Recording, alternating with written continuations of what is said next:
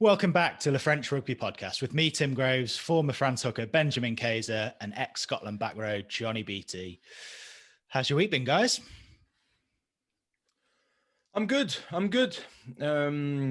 Everything's all right. Same old here, chucking it down. Everything's closed. So we have to wait, keep on homeschooling.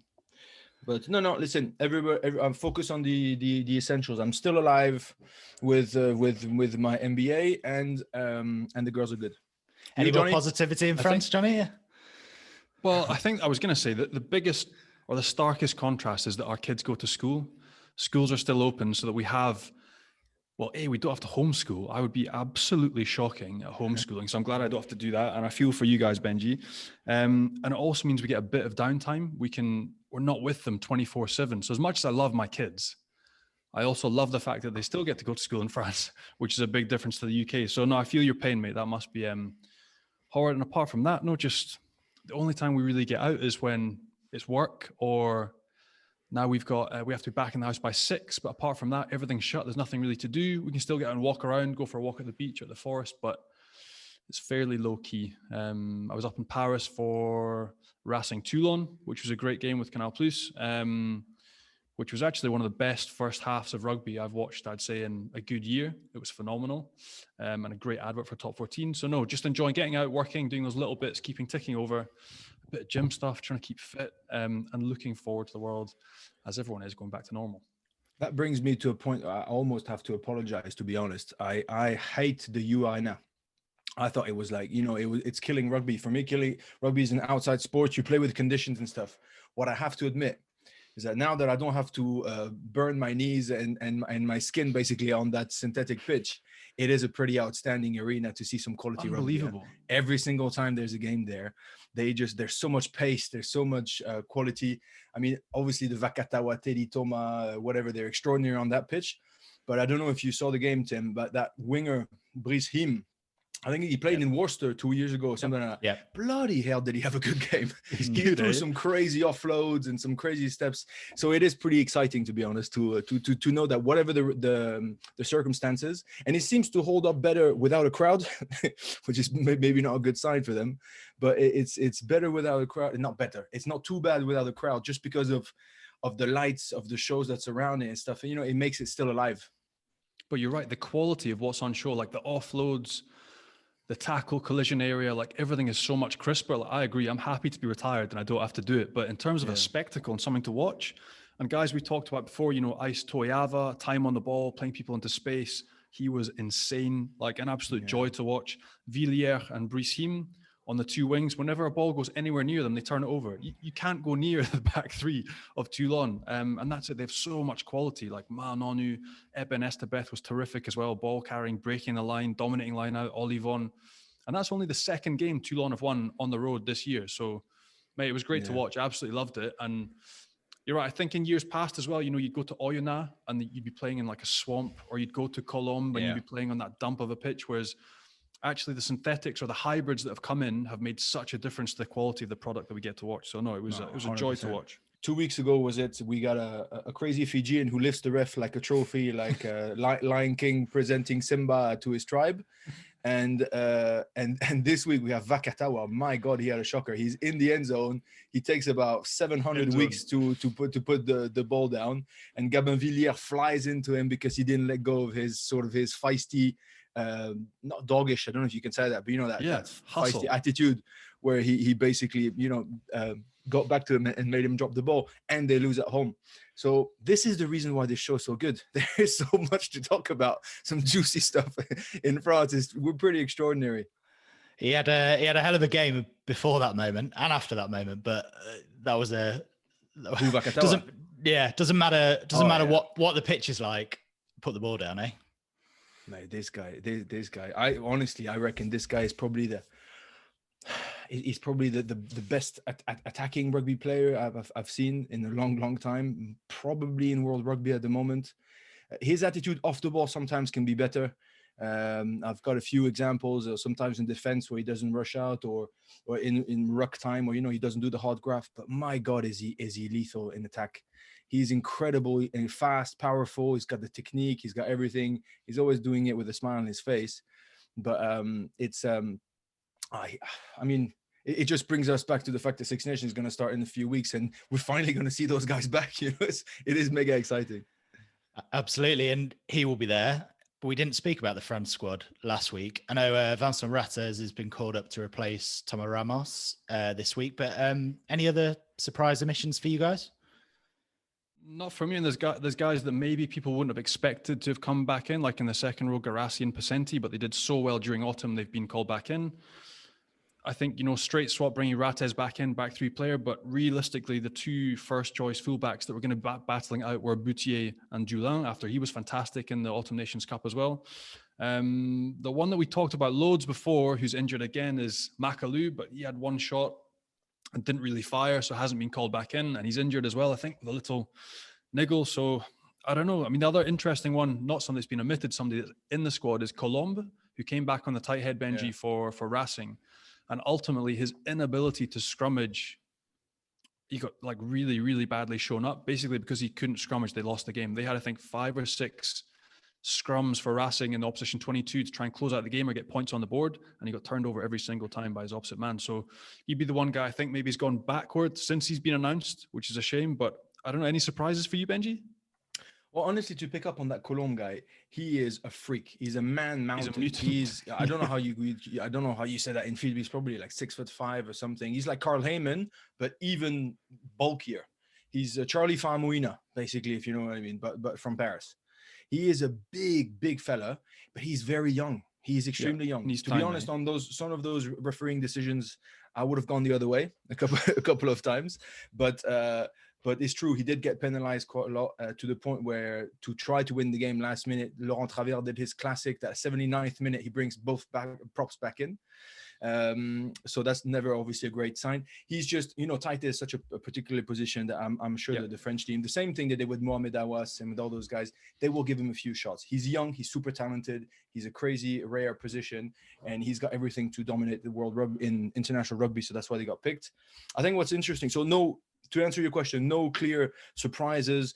Jonathan Danty did super well in that second sort of phase of Autumn Nations Cup. Remember, against England, his tackling, against Italy, his tackling, powerhouse. But Ficou, Vakatawa, Arthur Vincent are ahead of him. That's basically what it means. Romain Tamac is the only one missing, but he's obviously injured. He fractured his jaw, and he'll be back in a couple of weeks. So no huge omissions apart from a couple of guys. All it means is that, remember, we praised the French team by saying, pre-lockdown, so February, March sort of rugby, they did incredibly well. And then fast forward 6 months, they stuck to exactly the same team, which we've never seen before. And they did that for the friendly game against Wales and for that last Six Nations game against Ireland, and they delivered. And so they're basically sticking to their game plan, which I think is to their credit. They'll be like, listen, we love the fact that we've got more depth. We know that we've got more depth. They're not shy of bringing somebody back in like Donovan Taufifenua, the young revelation of top 14, who's been the winger, who's been absolutely electric, who's super, super good. And everybody's saying, oh, it's great, but he's in the 37-man squad. So we don't know if he's going to play. He's just there to learn like they like to do. And Damien Penaud got back into the squad over, that freak, the headless chicken, the French Johnny May. and he'll basically... He will obviously be ahead because he's got 25 caps under his belt, and he's a phenomenon. So what I like is that not a lot of surprises, but for a reason, if that makes sense, because they try to stick to their strategy, their picking strategy, and I think that's very, very much to their credit.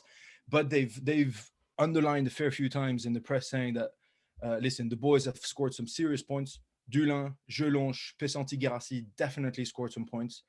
In another way, Jalibert has confirmed that he can be an outstanding number one.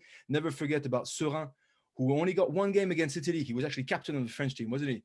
And then he had to be taken off out of the squad for the England game because he already played his 3 games, because that's what the rules were at the time. And they go in there. So no real emissions, but just exciting times to know that there is a starting 15, there is more depth, there's more competition. And like you talk about Jelonche, who's playing 8 now with Cass, who's absolutely killing it at the moment. And I think he's just extraordinary. It's the first time with Aldrit in his international career will be seriously challenged. Well, he had Louis Picamol before, but still, he will be seriously challenged in his position. And I think that can only boost everybody up. And Francois Cross is in, but has been out injured for a bit. So could Jelange and Aldric play together in the back row or not? I wouldn't see them, considering Charles Olivon. Well, you know that position better than me, Johnny. You tell me. Yep. But in terms of combo, considering Olivon is going to start, it would be complicated to have Aldrit, Olivon, and Jelange. What do you think? Yeah, I think so. Also, you think you got two specialist line-out callers. You've got Olivon and Crow who are going to call line-out. And Jelange is kind of a guy who I'm not sure if there's a strength or a weakness, in that he can obviously play all three. He's not 100% confirmed as a nailed-on number 8 yet, although he's 100% got the talent to do it. Like, he is physically an absolute. I did 2 pre-seasons with him at Cast. He was ahead of everybody, which would be interesting to ask our guest who's coming up. But he was so far ahead of the field physically. And just he keeps learning, and he's got grit to his game and drive. Like, he's a guy for me that showed up so well. He needs to be involved. He needs to be rewarded because he's done so well in the games that he's played. But I think he might be somebody that fits in on the bench, and then when injuries happen, he might confirm himself in a starting role further down the line, if that makes sense. Well, as you said, Johnny, our guest can add a bit to this. So speaking of France and the Six Nations, our guest has been right at the heart of their improvement under Fabien Galtier. So we can get him on now and find out what the secret's been. France's head of performance, Thibault Giroud, joins us. How are you, Thibault? All good, thanks. Thanks for welcoming me to the show, to the podcast. Thanks very much for coming on. And you've just come back from a COVID test, haven't you? So the nose hurting? Yeah, it's all right. Get used to it twice a week, so all good there. Quick question for me, Thibault. You tell me what you think. Yeah. But you've obviously traveled a lot, and you've coached some, and you had to handle some French and some international players and stuff. I'm always asked, the reputation of French players is to be, not as strict, not as professional, not as intense in their training. I think it's horseshit. I think you just need to basically believe in what you're doing, the way that you're doing it, and all that. And the example that I always give is, you take 10 English, you tell them run 3 laps around a stadium, they'll just do it, and then they'll finish it. Oh, by the way, why did we do it? You take 10 French guys, they will moan, they will get angry, they will explain why, they will question you. But if you make them believe that it's good for them, and they then actually do it, not only will they do it, but they will most probably break every single record you can find. And I was wondering if you, from within, if you think that's pretty accurate. Yes and no. What from my experience, I've been in the business for almost 20 years. And then, of course, when I went, I was in France, went to the UK or South Africa or whatever, and then came back and then took a French club, signed for another English club or come back. There's always a time for me to adapt the way I coach, especially in a long period of time.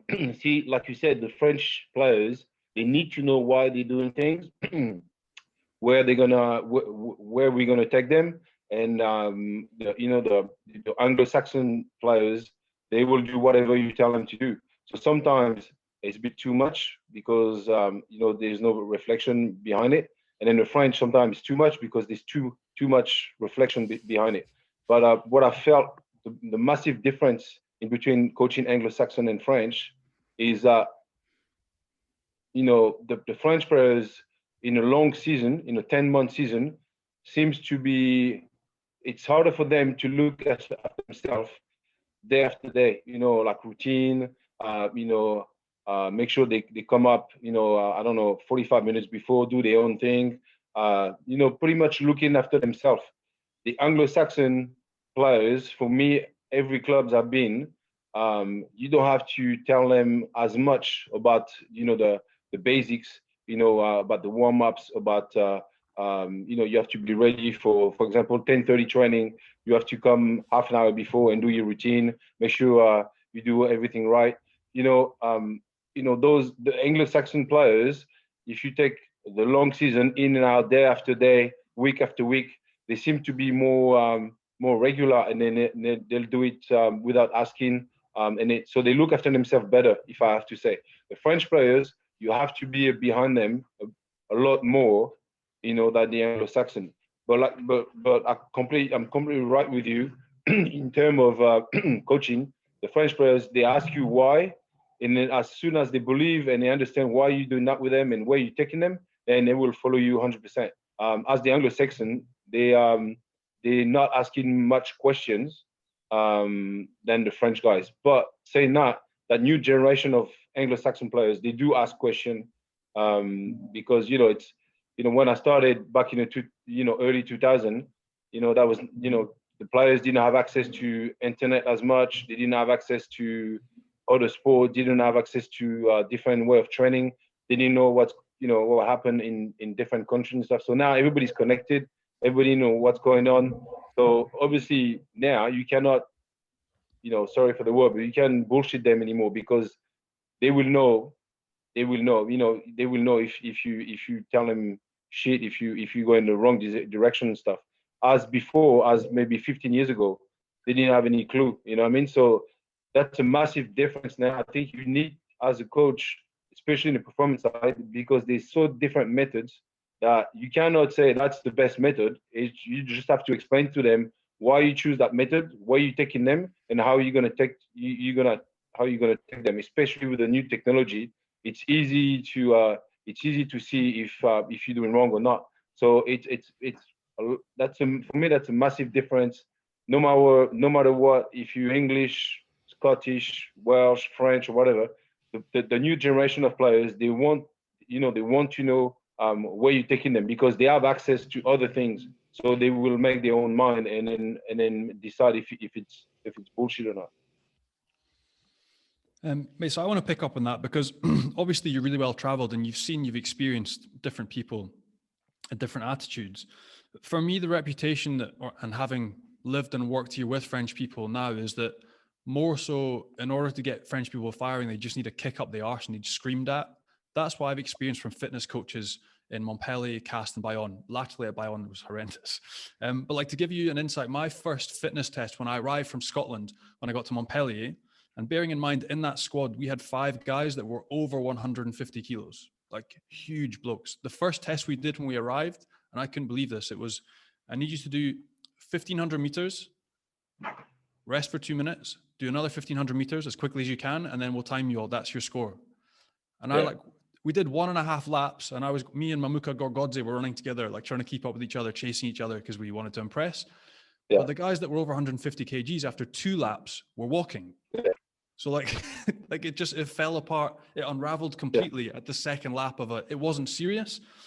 Whereas if I speak to like people that you've coached at Biarritz, Imanol Aranordiki, Ben Broster, guys at Glasgow, Johnny Gray, I remember randomly having a conversation. He was like, oh, this guy Thibault's come. He's our new fitness coach. He loves golf. He lives where you're playing in Bayonne. But he's taken my game to another level, because what he does with his conditioning and his science is world class. And that was from Johnny, maybe I think 4 or 5 years ago. You then went to Toulon, picked up with Fabien and the French coach now.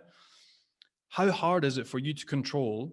And I don't know if you have any element of control at all, but obviously you have this elite pool. You have 37 players that you can work with week in, week out in the French team.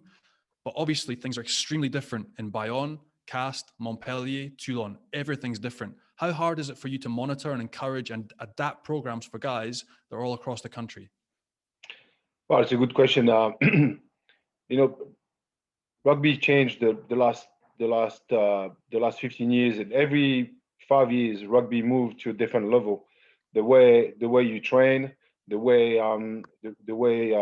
training is adapted to rugby, and the way the rugby adapted to training changed a lot. And I have to say, maybe the last 5 years, it changed dramatically, because what you have to train physically, it's got to be transferable to how you play. So, for example, if I'm coaching with Bayonne, the way Yannick Bru is playing his game, the physical development's got to be very different than if I coach at Clermont with Franck Azema, because the game plan is totally different.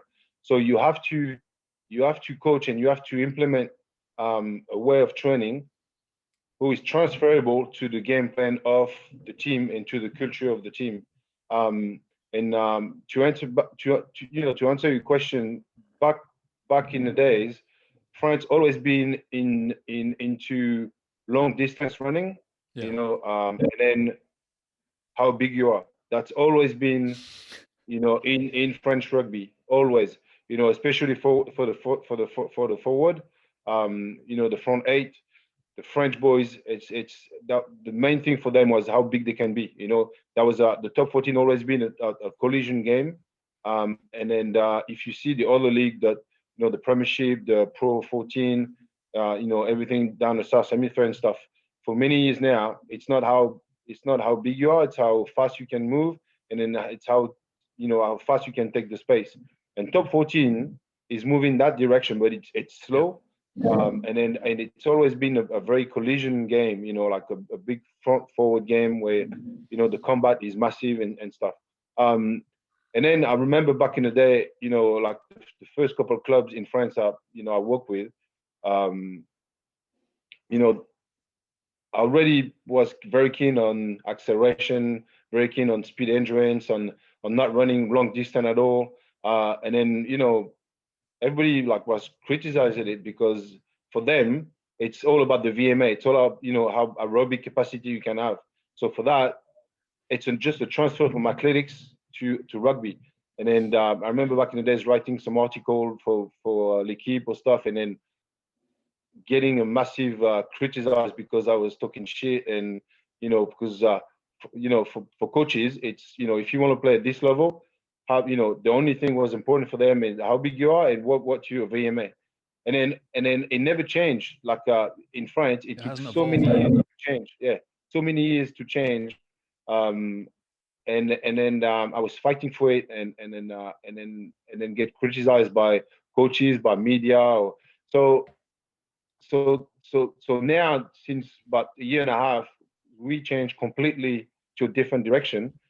And then for me, that's a new that's a new role where normally you have to convince and work with your club. Now you have to work with 14 clubs, and then we're looking after 84 players.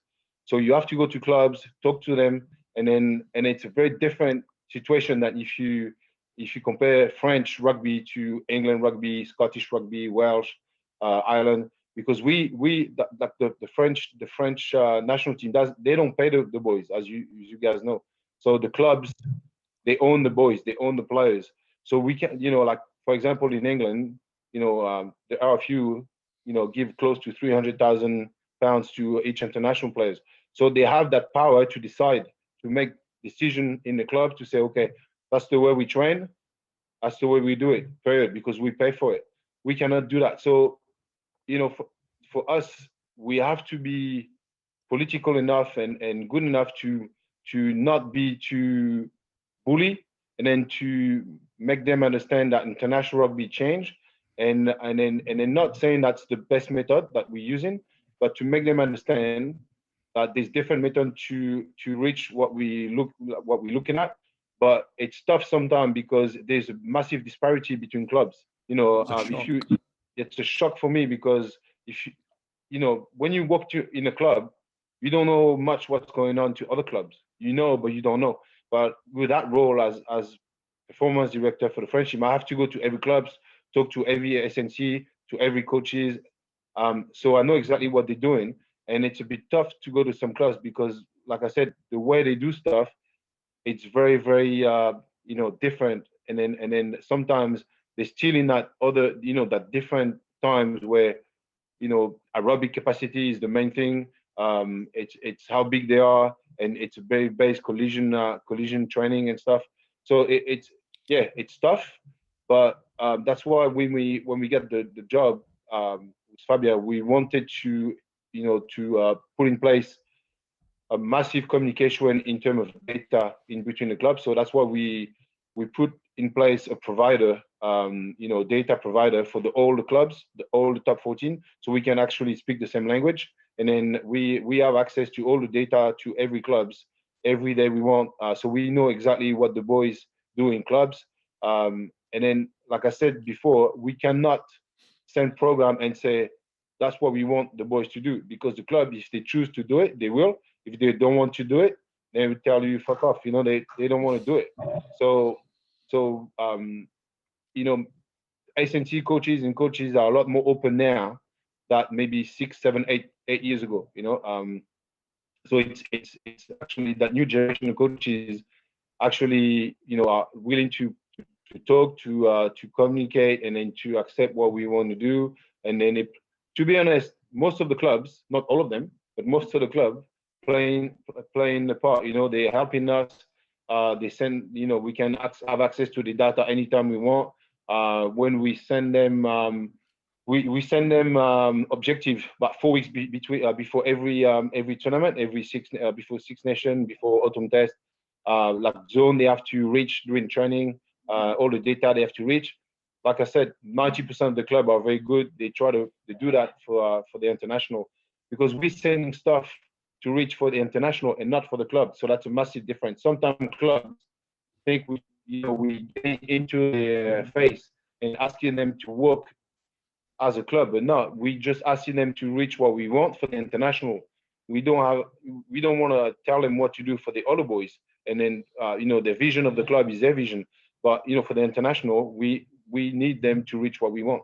And they're pretty good with it. But like I said, the main problem at the moment is that there's a massive disparity of way of training and intensity and volume and where clubs think in between the top 14. So it's hard because sometimes you get boys coming to us with a massive difference of what we try to achieve.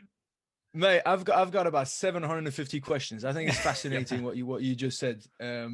And it's touching on so many questions that I wanted to ask you. Number one, and I loved it how you said when we got the job with Fabien, because I know Fabien pretty well, and it means that I know he's very data driven. He wants to have precision. He wants to be able to have measurables, and especially in this way that you're playing. And I just wondered if you could touch on the fact that you said you need to adapt the conditioning. It needs to be transferable to the field, to the way that the club wants to play or the team wants to play. 100% agree. One of the main things that's been a differentiator for this new French team, let's just say it's the new French team since February 2020, is his high intensity training. So he's been banging on about it and stuff. I wonder if you could just take us into what it means, because I know for a fact that it's not so much you standing with a little clock watch telling the boys to run up and down. It's applying fast pace with measurables to the training and getting the boys to understand that, listen, top 14 is behind you. I've been screaming this for years and years and years. I always give the example of Antoine Dupont and Thomas Ramos. Do you think they're unfit? I don't think so. Do you think they're bad international players? I don't think so. But with Toulouse 2 years ago, when they were smoking everyone, Toulouse in top 14, they lost in Leinster by 40 points. The first answer of Antoine Dupont is like, oh là là, qu'est-ce que ça va vite? He's like, my God, how fast is it going? And I'm like, boys, I've been screaming this for the last 10 years. Top 14 is a war. It's super hard. Don't get me wrong. Super physical, collision sport, like you said, very, very tough. But European rugby is the step in between, and international rugby is only about pace, rhythm, quality of ejection, just the capacity to a team to actually apply dynamism and speed and to take decisions very, very quick. And even Antoine Dupont, like the guy who was probably the most made for international rugby number 9 in the world, even he will tell you, oh bloody hell, I wasn't expecting this to be this fast. And I'm thinking we're hitting the wall there, So 2 questions: how frustrating it is and how can you sort of go in deeper into the fact that top 14 is too slow? And not really I don't even think it's the same sport as international rugby. I really don't. It's like running 100 meters and running 100-meter hurdles. It's, for me, it's a different sport. Sure. And the second question is, could you go deeper into this high intensity trainings that Fabien has been banging on about?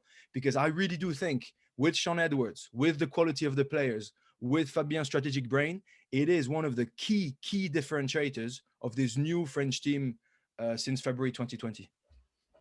Well, the first question, see the thing when we been asked to come and then join Jack, for the World Cup. So we took over for the World Cup prep. Fabien came as an assistant. Lolo Labid came as an assistant too. Jacques was the head coach. He was the head guy. He was the guy who was making decision. Laurent and Fabien were like assistant officially. I was the only one to actually took the job that I'm having now. So when I took the World Cup preparation, I was already taking over as a head of performance. So it's not like I came assist someone and then just to have a look and then take the job after the World Cup. I actually had to take over straight away and organize the full World Cup prep and the full World Cup organization for the performance and development and stuff. So what I did is because I didn't know anything about international rugby. That was my first job in international rugby. Always been to club rugby, in different countries, but never been international. So what I had to do is see what was the international standard, like you said.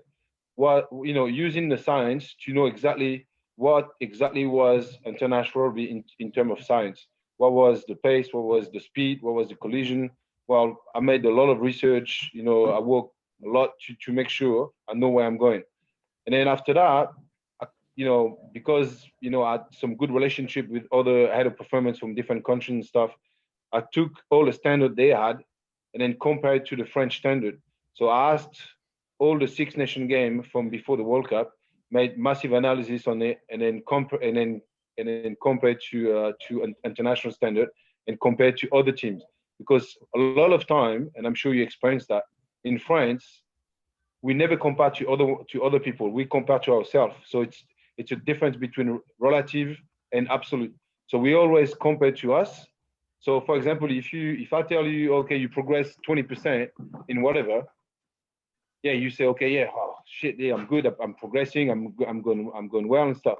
But if you're still 40% behind the guys you're gonna play against, there's no point. You know what I mean? You're still not invited. So, I had to make standard that I could compare to other teams and to international standard.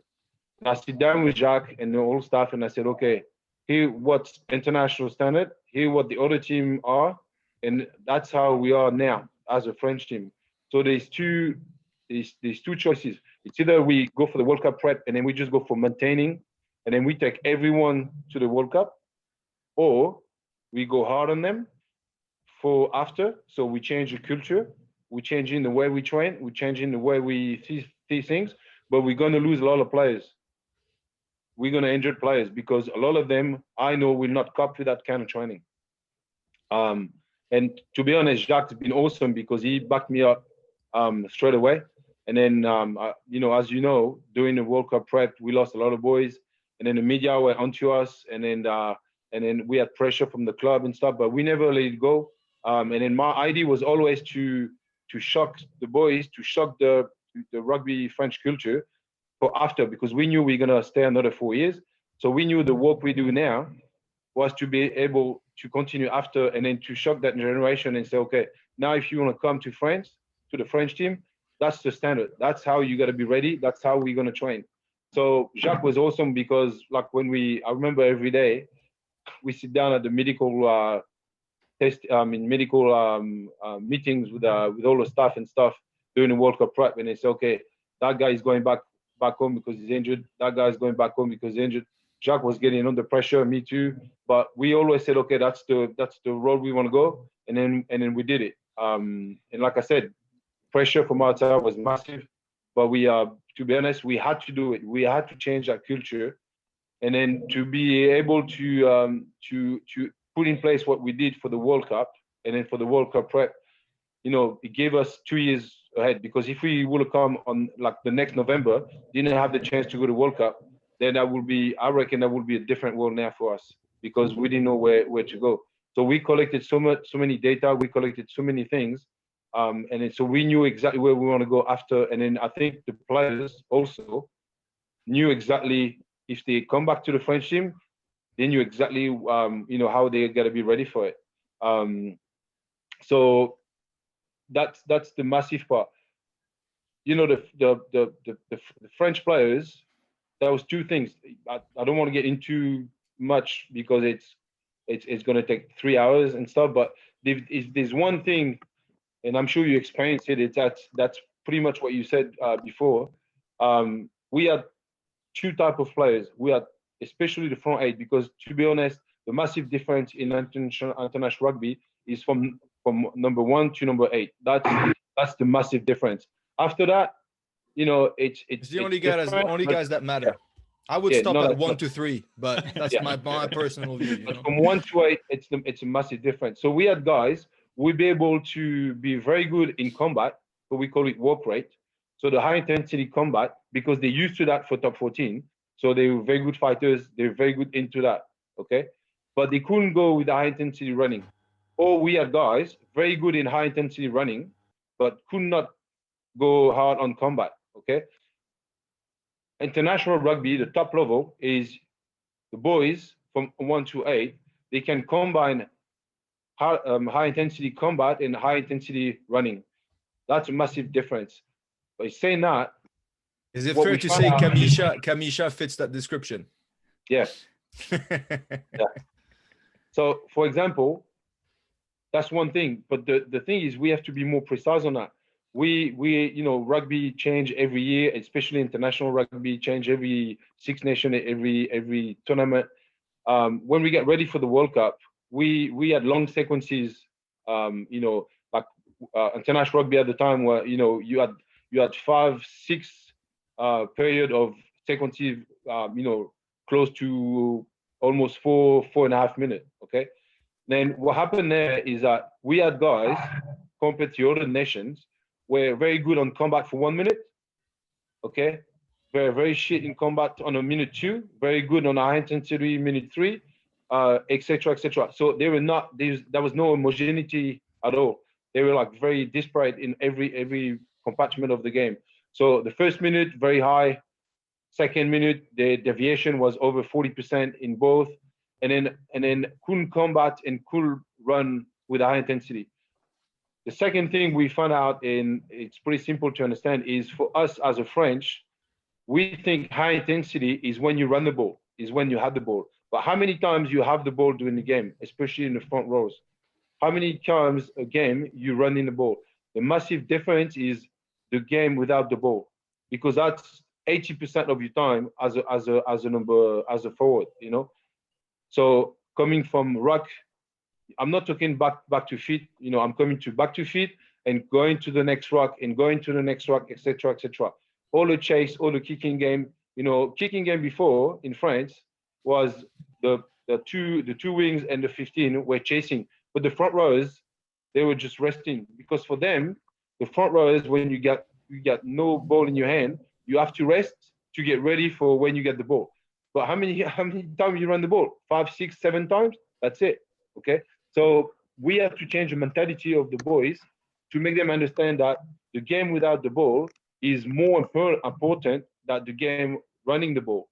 So it's not a rest time when you don't have the ball. If I take a data, for example, the best team in the world from like if they go for a long sequence of 4 minutes, the front rows, like if I say England, for example, they run 16 to 18 kilometers per hour when they go from ruck to ruck.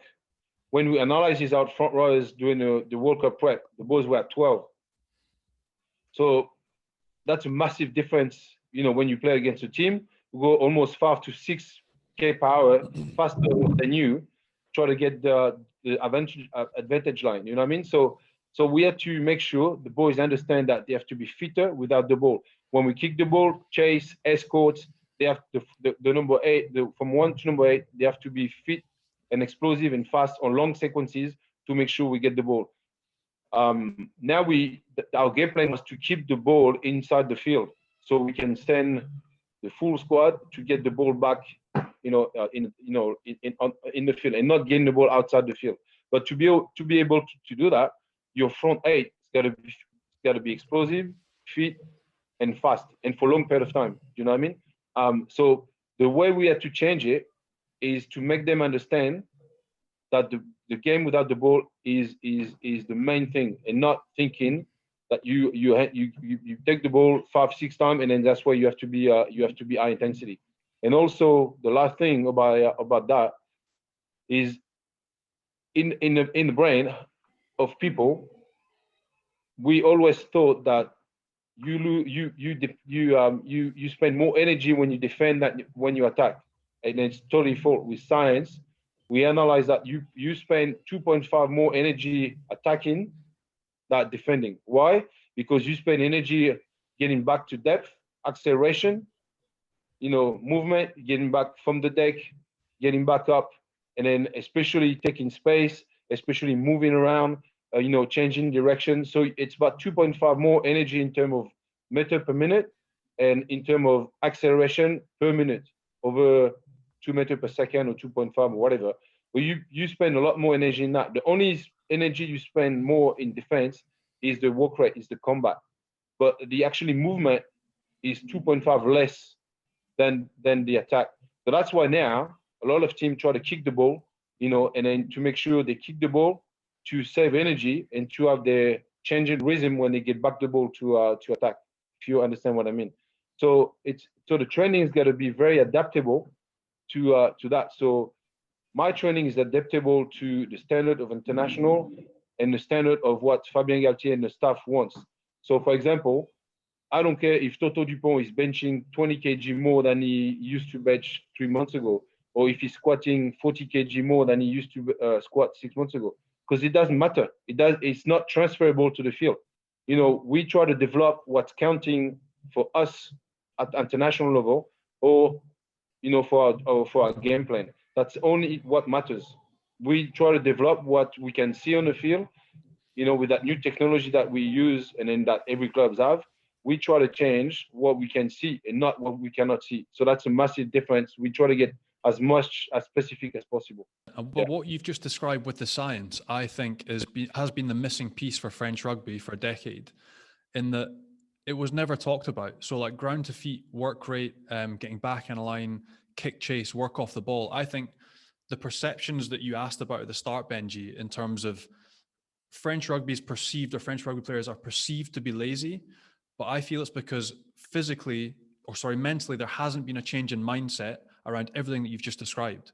And I think what we've seen from the French national team and their performances over the past 6 months is a clear change in mindset and how they play, a clear change in attitude, and the performance has been completely different. But just by doing the simple work rate elements that all international teams do that they haven't done for 10 years, that's where I see the biggest difference. And so my hope now is that, for instance, we said about how tough is it to influence other clubs. Like I can remember being at Cast, they brought in under Christoph Urios, the coach came in, it was Vincent Giacobi, I think his name was, and he came from Saracens. And everything the boys had done had been about long distance running, who can run 400 meters. I was trying to keep up with Anthony Gelange in 400 meters and embarrassing myself. And then this guy came in and they started doing lactic acid stuff, ground to feet, shuttles. What was the thing I absolutely hated? Power endurance training, absolutely miserable. And the boys absolutely hated it, but they'd never done it. But then physically, when they got on a pitch, they looked hungrier, they looked fresher, they could do repeat effort work. And there was a change in mindset about how they worked and how they changed things on the field. And so my hope is I'll give you an example. Sorry. For example, as a front rower, what is for the front rower the most difficult time during the game? It's when you come from a scrum and then you have to get up to go and defend or attack, right? Because you come from an isometric effort to an explosive effort. And then why just increasing the pure strength of the players when you asking a rugby player playing 1, 2, 3, 4, 5, pushing the scrum and moving back to defense or moving back to attack. So you coming from, mixity or contraction regime. So using what we try to do is using the science to make sure that they accept that contraction, that mixity of contraction regime. So what we did is we measured during the game or during training what was the acceleration after a scrum, and then we saw that everybody like coming back from a scrum, the whole team came back to defend and get the line speed. Everybody was over 2 meters per second acceleration, and then the front rowers some were coping with the mixity of contraction regime over 1.8, 1.9, 2 meter. But some of them were like 1.1, 1.2, 1.3 because they could not accept the difficult part of coming from isometric to explosive. So we took that problem into the gym and then make sure we're using that same exactly protocol So using that mixity of contraction regime in the gym and try to transfer that to the game. That's the main thing, because other team can analyze the same as we can analyze. So if you know that you number one, number two, number three are like 0.8, 0.9 under the normal acceleration when they come from a scrum to Then you defense, attack them. they will go there.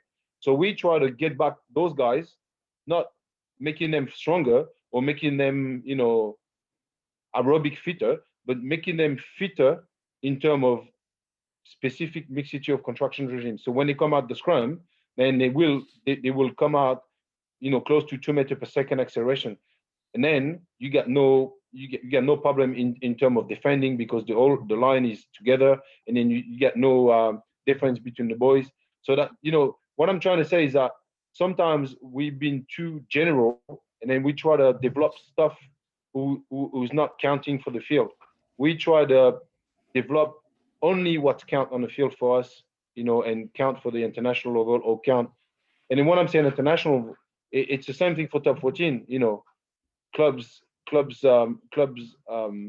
needs to analyze what's counting for their project, for their vision, and then be specific to what's going on in top 14, and then top 14 will go more and more like other league, faster, more space based, sequences, faster sequences, and not as collision based. But then I don't think the level of investment in that type of science has been the same at the French clubs that I've been at. So my hope is now that change that you're making at the top, and the change in performance that's tangible, people can see results changing and the level of performance changing. I hope that more top 14 sides, even the ones with smaller budgets, they do as well, that they follow suit and they buy more into the science. Because I think when you see the change that has happened at the top level, and the difference in gains that you're making and yards that you're making in terms of performance, it's incredible. I wanted to ask you, there's obviously a big difference as well in having the sort of team environment, but there's position specific stuff. You touched on front row. There's obviously guys doing power endurance and slogging themselves. Like, is it hard to persuade some French guys that you can lose weight but be faster, stronger, and more explosive and more effective on a rugby field? Do you find that there's still some mentality shifts that need to happen with some players? You look at stereotypes. Like, I know Fabian loves a massive tight headlock. He loved it. Like, we had guys that were 150 kilograms at Montpellier, but their role was, you don't jump in lineouts, you don't have to make tackles really, you push your ass off in scrum, you get around the pitch, you make yourself a nuisance, you can fight, but that was it. Obviously things have moved, the game has moved forward and it's different now. Now in the French side you have Paul Valemse, big Taouf Finois, Romain as well, like two massive guys. And how easy is it to persuade them to go against their sort of natural genetic body type, work to sort of lose some weight, but be much more effective on that pitch? Yeah, well, if I have to convince them 10 years ago, that would be a lot more difficult, because now with all of the science and then the data we have, and then we can sit down with them. It's not only like a perception of individuals, it's fact. We can sit down with them and say, okay, look, that's where you are, that's where we want to go, that's what you produce, that's the level we want to go. You're not producing what we want. I take, for example, Paul Williams doing the World Cup prep. He came, he was heavy. Like I said, typical, very, very high in combat, strong, a lot of, massive strength and everything. But he couldn't cope with the speed, couldn't cope with the repeated speed that we wanted, couldn't cope with the high intensity. And then sometimes, and then I'm just jumping back to the question before. When we talked about high intensity at first, everybody jumped on us. But high intensity is not volume. It's high intensity not saying we're gonna train 3 hours and then and make the boys run 25K during the week. That's not high intensity. That's not what we mean. And then now I think people understand what we mean. But for a few months, a lot of the people thought high intensity, you're not gonna cup. You're not going to train like that, until the World Cup, because you're going to break the boys. Because they thought we'll stay on the field for 3 hours and make them run everywhere, and then long sessions. But it's not at all. Sessions are for like 40 minutes. What we're trying to do is cut the volume, cut the distance. It's not how. If you look at with the data now, it's not how what kind of distance you can reach. You can reach 20K a week, but you do nothing inside, and then the intensity inside is shit. You can reach 12K a week, but the actually data inside are huge.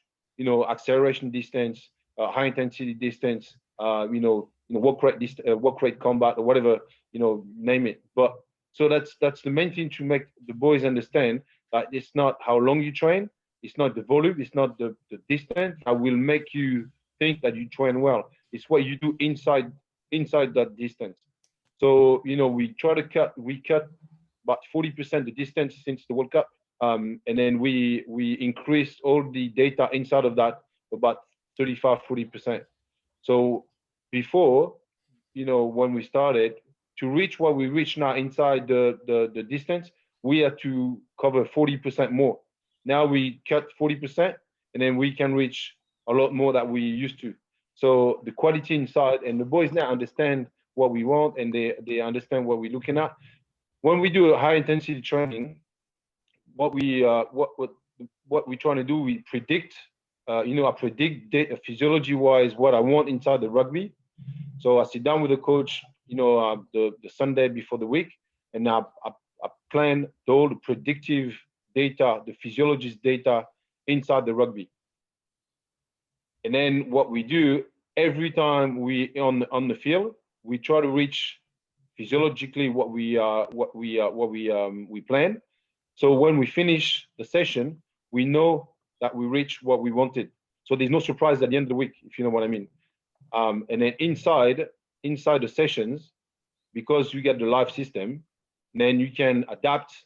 If it's more, if it's less, if the boys didn't reach what we wanted in terms of physiology inside, in terms of acceleration, high intensity of 15/21, that combination between work rate and then high intensity running, those that speed, when we have no ball, and all the data that we plan inside the session, we all connect, and then I can talk to the coaches and say, okay, we far from what we wanted, we beat too high, so we can model that during the session.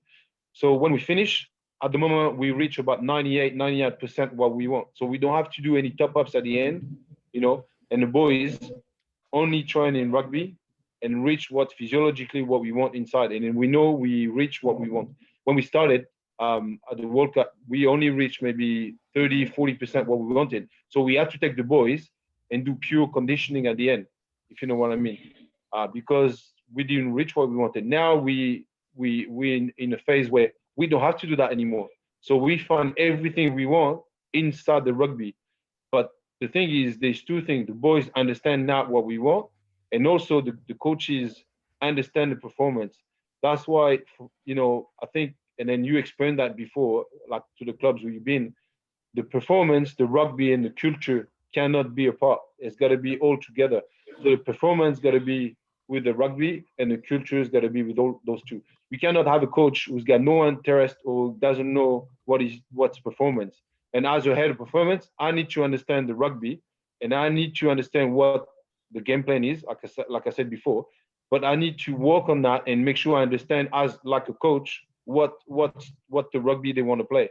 Because I used to be with coaches, or used to be to clubs where, and then I'm sure you've been there too, a couple of years ago, where the coach doesn't understand nothing about performance. So he does his rugby, and then the rest, he doesn't give a fuck, and then if there's a problem, well, the boys are not fit, But the good thing I like with Fabian and the coaching staff we have is that everybody's got that culture of understanding what we want to do physiologically. And then when they adapt their rugby, when they adapt their exercises or the drills or whatever, they know exactly what we're going to reach physiologically inside their exercises or their high intensity rugby.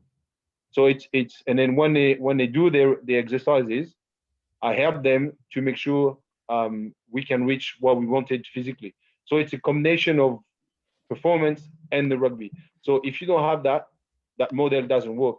So the model working at the moment, because we all understand what everybody else does. But if you go to a club where, and then I know there's some clubs still now where the coaches and the performance department doesn't communicate much, then it's very hard to put that model in, if you know what I mean. You obviously know Fabian very well, but someone you maybe didn't know that well is Sean Edwards. So just give us an insight into what he's like as a coach, how you found him, and how's his French as well. He's full on. He's a full on dude. He's like proper full on when he wakes up to when he goes to bed. Whoa, he's proper full on. Now he's a character. He is a character. He's a good dude. He's very direct. He doesn't talk much. He goes to the point. I think that's what the boys like. And he's very intense. And then we all have different characters. We all have egos. We all have, we all come from different background. We all have different experiences and stuff. But we all accept, our different characters and our different way we coach and thing. But the good thing is we all buy into what we want. So for example, Sean didn't know much about prediction data, whatever stuff like that, but he got into it, and then now when he does his stuff, he understands what we try to put inside his defense drill and in terms of physiologically data and stuff. So now he's a good guy. Like, how can I say, he's a different character. He's funny. Sometimes he does stuff that you don't expect. He's just looking at him like, wow. But he's a hard case. Like coming from rugby league, and I've been coaching 4 years in rugby league, so I met a couple of boys like that too. But he's making a massive effort in French too. And then to have work in different country is different to just talk the language and work in that language. It's a massive difference. Have you been helping him with that, Thibault, with your perfect English? Have you been helping him with his French? Yeah, but to be honest, he's got that weird accent. Sometimes I don't even understand what he's saying. So I ask him to repeat and stuff. But no, he's a different character. But maybe I am too in a different way. We all are different, but we all have different backgrounds. So, but he's doing a great job with the boys because, like I said, every time, the first thing he said, the defense is about intensity. That's the first bathing suit. After talking about data or whatever, the main thing is intensity. And he's intense when he wakes up, and then he's intense, all day. When he get up to do the video, his video analysis doesn't go for long, but maybe stay 5 minutes, and 5 minutes you're ready to go play. Even if it's a Monday and then you play Saturday, that's how he's intense. He wants to get intensity on everything he does. So. And then just specifically on the players, Thibault, I mean, we often hear about how, Bowden Barrett's broken the record for the best ever time on the Bronco or whatever.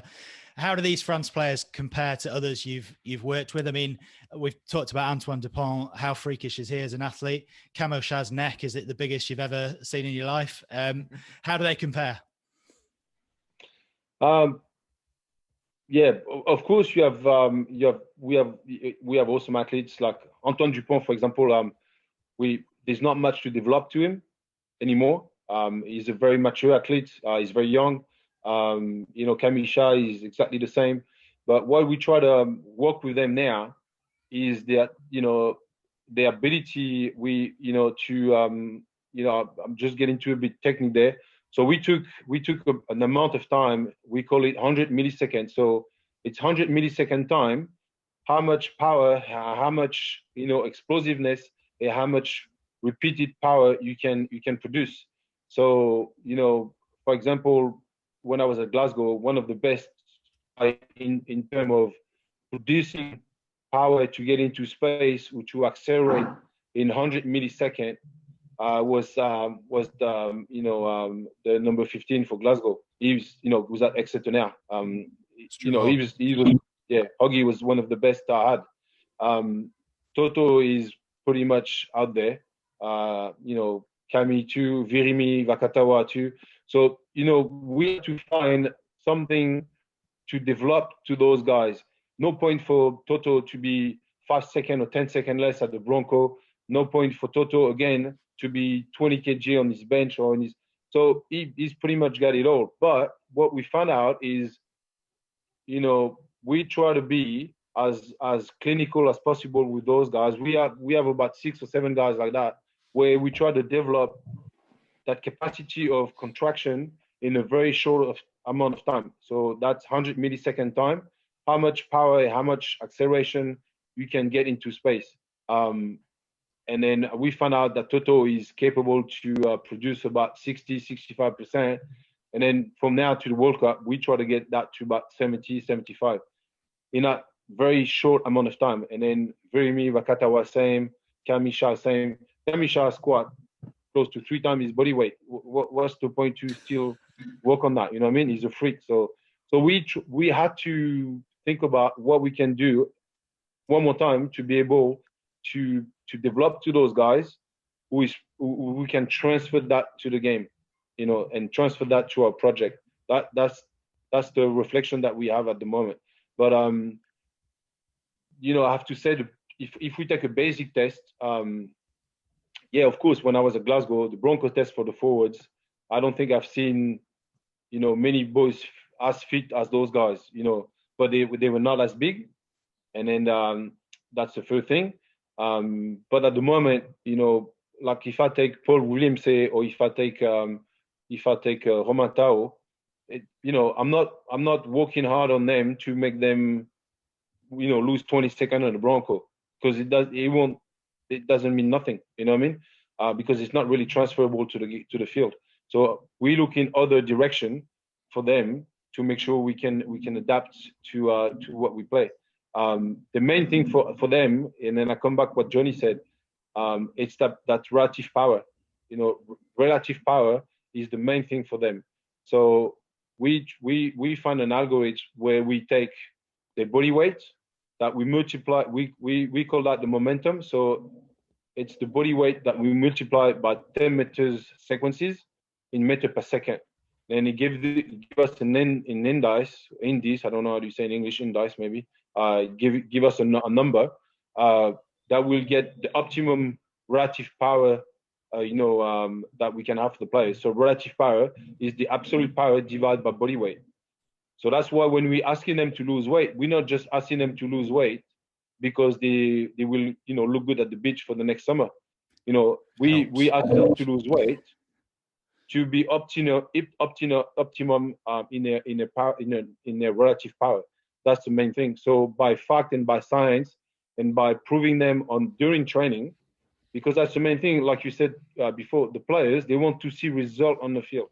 So if you prove them, if you show them that at 145 kg, they're not reaching what we want, and then what they want for their game, then then they will buy to it. They will say, okay, then Paul Williams was too heavy. But he said, yeah, but I feel strong. I feel strong in the scrum. I say, yes, okay, you feel strong in the scrum. But if you lose 15 kg, you will feel as strong, but you will feel as strong for a long period of time. And then you will be combining, combat and high intensity running at the same time. And then where, your game without the ball will be more effective. And then your acceleration, ball in hands will be effective. All your game will be effective. But it's hard to explain that to a player, if he doesn't understand, if he doesn't see it. So with the data, and when we train, we always give them feedback during the session, what they do. And after that, every time they get the session, we send the session to all the boys, so everybody can see what everybody else does. So when they do shit, everybody else see they do shit. When they do well, everybody else do well.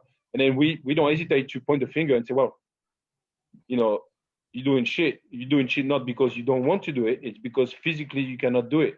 So to be able to do it, that's where you need to change. It's not because you're gonna make 20 seconds less in the Bronco that you're gonna make that. You know what I mean? So we need. It's like a painter. Then we have 40 colors. And then we using colors at the right time, at the right moment for each individual. If you know what I mean. Absolutely. And just finally to finish off, Thibault, because it shows what a job you've done with the culture in France, because we've barely spoken about you yourself at all. We've just spoken about the team and everything. But you've moved around a lot, as Johnny mentioned. I mean, you've a fantastic background for anyone who wants to read about you. You've played American football, you've run the 100 meters in 10.5 seconds, you've done bobsleigh, you've done everything. Is this your dream job? Like, is this where you want to be long term? To be honest, no, because it came when I was in Toulon. The ex-president made a big story about it and didn't like me because I left and blah blah blah. But that wasn't planned. Nobody likes him, mate. What? Nobody likes him. I wouldn't worry about him. Yeah. We like you. So nothing was planned. I signed another 4 years deal with Toulon and stuff, and I never had the goal or never had the plan to go with the French team. Because for long times, when I was at club and stuff, I suffered a bit. When we had international, when I was back in Biarritz and stuff, we didn't have much communication with them. We didn't know much about what they were doing, or we didn't have any guideline what to do with international and stuff. That was very, we didn't know much what was going on. So, for me going to the French team and doing the same, I wasn't keen. So my plan wasn't to go to the French team. But when Fabien, talked to me about the project and stuff, at first I didn't want to go because that was only for the World Cup and coming back to Toulon. So I didn't want to leave the club and come back in November and say hello, I'm back and stuff. But the main thing was when Bernard Laporte, talked to me and then talked to me about the project of the Japan World Cup and then keep going until the French World Cup. That was my worry wasn't at all about the contract, or that was just can we change things? If we can change things, then yes, I'm interested. If we cannot change things, then I'm happy to stay in club rugby, and I'll stay in club rugby for another 10 years or whatever. There's no problem. So for me, that was not the dream goal. It's not the dream job. At the moment, I'm enjoying it because we can try stuff and we can change things. Like I said to you before, when we first got job, we try to when we get the job, we try to stick with to the international standard. We try to cope with that. Now, since the autumn test, we try to innovate. We try to have our own thing and try to innovate what we do and try to, for once, I want the Anglo-Saxon rugby saying, okay, the French rugby does something different, and not saying, because I always suffer when I was in English club or other overseas clubs when we talk about conditioning or performance or physical performance. But the French are shit. They're not fit. They don't care about the, and then they were taking a piece at us. And for me to travel as a French conditioner, I always had that vision of others that saying, oh yeah, but do I have credibility because I'm French? Because every Anglo-Saxon players or every clubs, every national team thought, okay, we play with high intensity and we know the French gonna explode it the last 20 or the last 25 minutes. So at the moment, we just want to get the respect back from the Anglo-Saxon rugby, and then we just want them to, okay, now we can count on them. We know they'll be there. That's it. You know what I mean? But that's not my dream goal. Now my dream goal will be maybe to work in the NFL one day, or something like that. But yeah, it's just for us. And then we took some time with the coaches and stuff. We just want to get the respect from the other nations. You've done a hell of a job, Thibault, and Sean Edwards and Fabien Galtier might be getting the credit, but over the past hour or so, we've heard that clearly you're the secret behind the success. So keep it up, and we look forward to seeing you in the Six Nations. Thank you very much. Thanks. Cheers, Thibault. See you in a golf course soon. Thanks a lot. Thanks for the thing, bro. Thanks for the show. Bye-bye. Thanks, Johnny. Thanks, Benji. And thanks to all of you guys for listening as well. A massive thanks to Thibault Giroud for joining us today. Legend. And make sure you hit subscribe, leave us a review, get in touch, and we'll be back with another episode next week. Cheers, guys. Cheers guys. Fellas. See you soon.